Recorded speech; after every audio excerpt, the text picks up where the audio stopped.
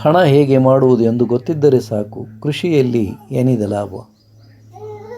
ರೈತ ಬೆಳೆದ ಈರುಳ್ಳಿಗೆ ಬೆಲೆ ಇಲ್ಲ. ಈರುಳ್ಳಿ ದೋಸೆ ಮಾತ್ರ 70 ರೂಪಾಯಿ.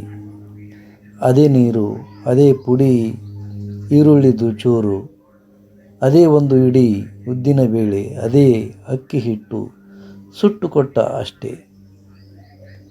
ಅಂದು 30 ರೂಪಾಯಿಗೆ ಈರುಳ್ಳಿ ದೋಸೆ ಇತ್ತು. ಆಗ ರೈತ ಬೆಳೆದ ಈರುಳ್ಳಿ ಬೆಲೆ 100 ರೂಪಾಯಿಗೆ 5 ಕೆಜಿ ಇತ್ತು.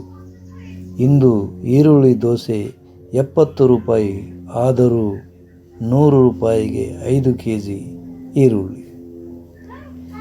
ಬೆಳೆಯುತ್ತಿವೆ ಉದ್ಯಮ, ರೈತರ ಮಾತ್ರ ನೆಲಸಮ. ಇತ್ತೀಚೆಗೆ 5 ರೂಪಾಯಿಗೆ ಟೀ ಕುಡಿದ ನೆನಪು. ಈಗ ಅದೇ ಟೀ 20 ರೂಪಾಯಿ. ಬೆಳೆಯುತ್ತಿವೆ ಉದ್ಯಮ, ರೈತ ಮಾತ್ರ ನೆಲಸಮ.